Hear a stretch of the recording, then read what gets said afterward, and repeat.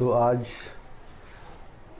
Next topic हम लोगों को कंप्लीट करना है और पिछले वाले टॉपिक से वो कोरिलेट करता है।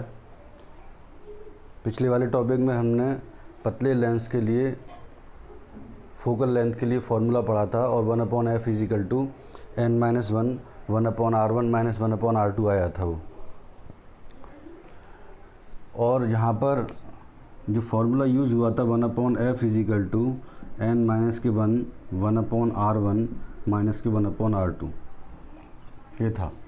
यहाँ पर r1 और r2 वक्रता त्रिज्याएँ थी जिसको रेडियस ऑफ कर्वेचर कहते हैं, और n जो है वो लेंस के माध्यम का अपवर्तनांक था, और वो माध्यम का अपवर्तनांक सापेक्ष बताया जाता है। लेंस जिस मीडियम में रखा होता है उसके रेस्पेक्ट में हम अपवर्तनांक बताते हैं। तो यहाँ पर ये क्वेश्चन बन रहा है कि एक उत्तल लेंस है जिसकी फोकल लेंथ 30 सेंटीमीटर है, क्रमशः वह विभिन्न द्रव्यों में एक के बाद एक डुबोया जा रहा है, और हमको ये पता लगाना है कि इन विभिन्न द्रव्यों में इस लेंस को डुबोने पर लेंस की फोकस दूरी पर क्या प्रभाव पड़ेगा। अब इसके लिए हमें किरण आरेख बनाना है, रे डायग्राम भी बनाना है कि किस तरह से लेंस का नेचर होगा। तो 3 लिक्विड हैं हमारे पास, एक तो 1.33 अपवर्तनांक वाला है रिफ्रैक्टिव इंडेक्स वाला, एक 1.5 वाला और एक 1.63। 1.5 क्योंकि आप जानते हैं ग्लास होता है, इसीलिए लेंस को यदि ग्लास में रखेंगे यानी कि सेम रिफ्रैक्टिव इंडेक्स वाले मीडियम में रखेंगे तब कंडीशन हमको पढ़नी है, कम रिफ्रैक्टिव इंडेक्स वाले में रखेंगे तब कंडीशन पढ़नी है, और ज़्यादा रिफ्रैक्टिव इंडेक्स वाले में रखेंगे तब कंडीशन पढ़नी है। ज़्यादा रिफ्रैक्टिव इंडेक्स वाले का एग्जांपल है कार्बन डाइसल्फाइड का सॉल्यूशन। तो लेंस को यदि कार्बन डाइसल्फाइड के सॉल्यूशन में रखते हैं तो लेंस का जो फोकल लेंथ है वो किस तरह से चेंज होगा ये हमको कैलकुलेट करना है यहाँ पर, और उसके लिए रे डायग्राम भी बनाना है। तो इसके लिए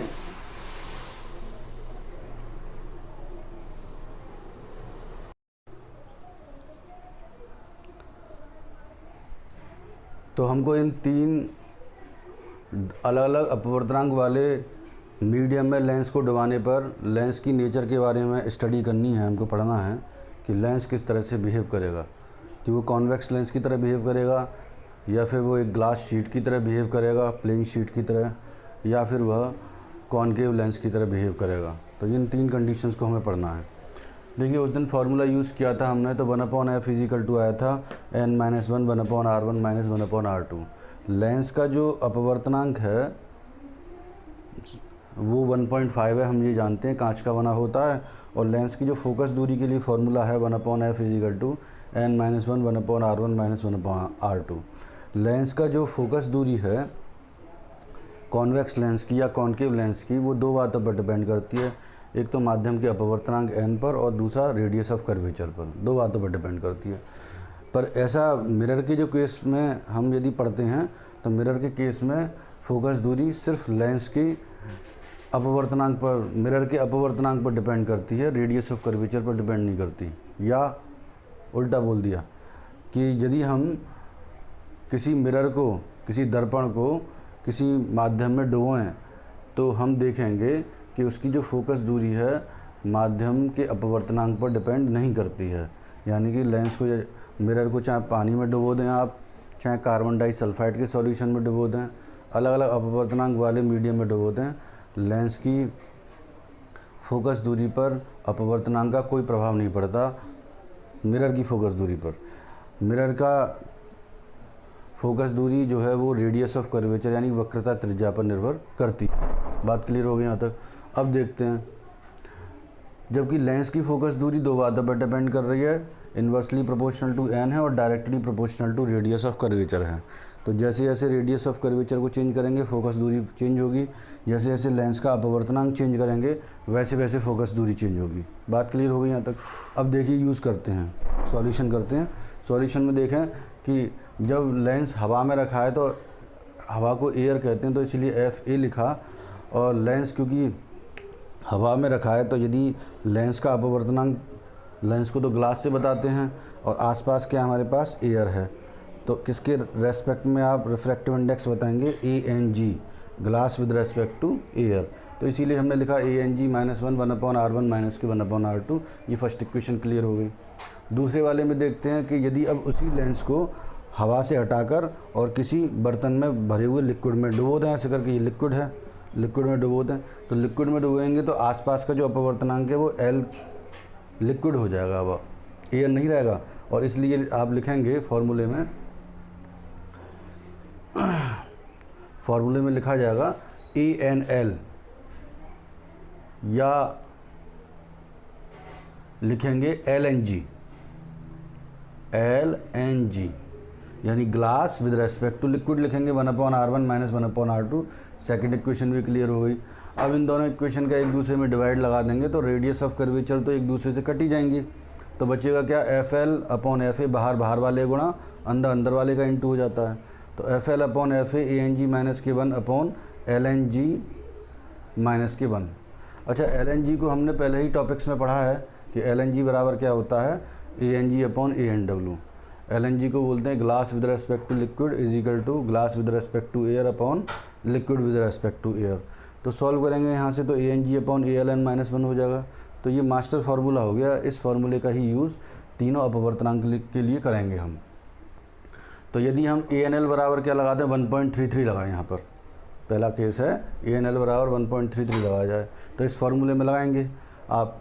तो ANG की वैल्यू 1.5 माइनस 1.5 ओवर 1.33 माइनस की 1। सॉल्व करेंगे तो ये सॉल्व होने के बाद में ये टर्म आएगी और सॉल्व होने के बाद ये आएगा 3.911। तो हम देख रहे हैं बच्चों कि हम ये देख रहे हैं कि लेंस की जो फोकस दूरी है वो लिक्विड में डिप करने पर, यानी पानी में डिप करने पर लगभग 4 गुने के आसपास बढ़ रही है। तो यदि ये क्वेश्चन 1 नंबर में पूछा जाए कि लेंस की जो फोकस दूरी है वो लिक्विड में डिप करने पर, यानी कि पानी में डिप करने पर कैसे प्रभावित होती है, तो आप डायरेक्ट फार्मूला भी याद रख सकते हैं कि 4 गुना बढ़ती है। सॉल्व करेंगे तो ये 117 आंसर आ जाएगा। वैसे 4 का गुणा करते तो आप डायरेक्ट भी बता सकते थे कि लगभग 120 के आसपास इसकी फोकल लेंथ बढ़ जाएगी। यानी कि पहले फोकल लेंथ कितनी थी, 30, और लिक्विड में डिप करने पर फोकल लेंथ हो गई 120, यानी कि फोकल लेंथ क्या हो गई, इंक्रीज़ हो गई। पहले जो लाइट रे पहले 30 सेंटीमीटर पर जाकर फोकस हो रही थी, अब 120 सेंटीमीटर पर जाकर फोकस होंगी। बात क्लियर हो गई। अब इसका रे डायग्राम बनाऊंगा मैं। दूसरा वाला देखते हैं, यदि ANL बराबर 1.5 ये लिया जाए तो इसी फार्मूले में, मास्टर फार्मूले में भी वैल्यू रखनी है, कोई चेंज नहीं करना है। तो मास्टर फार्मूले में जब वैल्यू रखेंगे तो 1.5/1.5 माइनस 1 और 0 हो जाएगा ये टर्म, और फोकल लेंथ कितनी हो जाएगी, इन्फिनिटी। तो यहाँ पर जो लेंस है वो एक ग्लास की शीट की तरह काम करता है। इस वाले माध्यम में लेंस जो है वो एक ग्लास की शीट की तरह काम करता है, प्लेन शीट की तरह काम करता है। ना तो हमारा कन्वर्जिंग पावर शो करेगा अभिसारी क्रिया, ना ही अपसारी क्रिया करेगा। पहले वाले डायग्राम में ये था,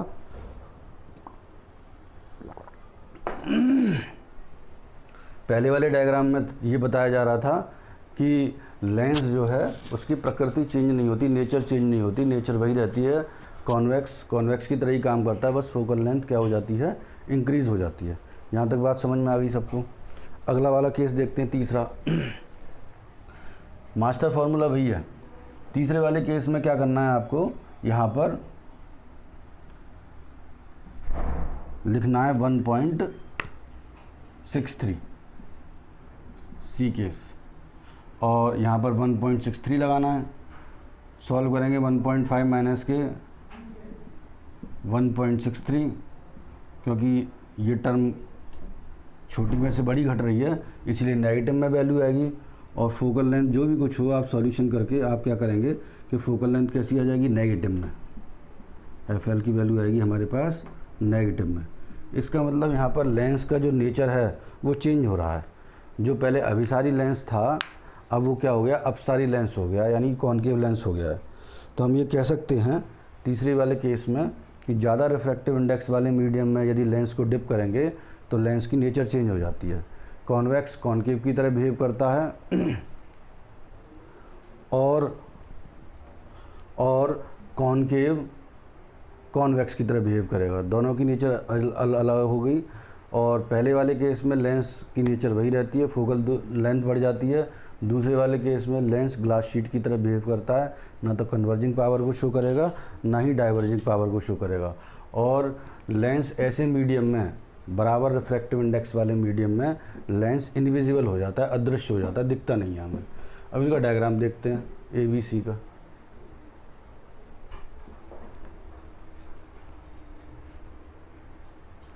तो पहले वाले जो डायग्राम था A वाले का, वो लेंस की फोकल लेंथ कितनी थी, 30 सेंटीमीटर। तो ये लेंस बना लीजिए, ये इन्फिनिटी से आने वाली लाइट रे बना लीजिए ऐसे करके, और ये जो लाइट रेज हैं वो इस पॉइंट पर फोकस कर रही हैं। तो ये डिस्टेंस क्या कहलाई हमारे पास, 30 सेंटीमीटर, ये कहलाई। जब आप लेंस को 1.33 रिफ्रैक्टिव इंडेक्स वाले मीडियम में डिप कर देंगे तो आप देख रहे थे कि लेंस की फोकल लेंथ इंक्रीज़ हो रही है। अब इंक्रीज़ होके मान लीजिए ये लाइट रे इस पॉइंट पर फोकस कर रही हैं, तो ये डिस्टेंस अब कितनी हो गई, लगभग 117 या 120 सेंटीमीटर। तो फोकल लेंथ इंक्रीज़ हो रही है। बी वाले डायग्राम में देखिए, बी वाले डायग्राम में जब लेंस को आप ऐसे मीडियम में रख रहे हैं जिसका अपवर्तनांक लेंस के अपवर्तनांक के बराबर है, ये बता रहे हैं हम, इसका ये अपवर्तनांक 1.5 है। तो उस केस में जो लेंस से पर जो प्रकाश की किरणें आ रही हैं, लाइट रेज आ रही हैं, वो ना तो कन्वर्ज होती हैं और ना ही डाइवर्ज होती, सीधे निकल जाती हैं इन्फिनिटी की तरफ, और lens as a glass sheet की तरह बिहेव करता है। तीसरा डायग्राम देखते हैं।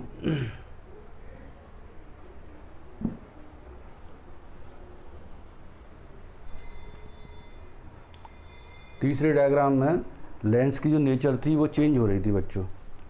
तो यदि हमारे पास में ये कॉन्वेक्स लेंस है, सी वाले डायग्राम में कर रहे हैं हम, और ऐसा मीडियम रखा गया है जिसकी वैल्यू क्या है 1.33, 1.63, ये 1.5।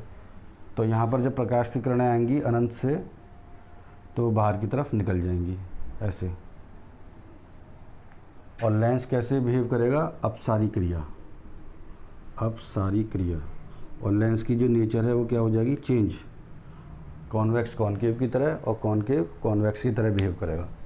इसको कंप्लीट करेंगे और अपनी कॉपी में लिखेंगे। Thank you.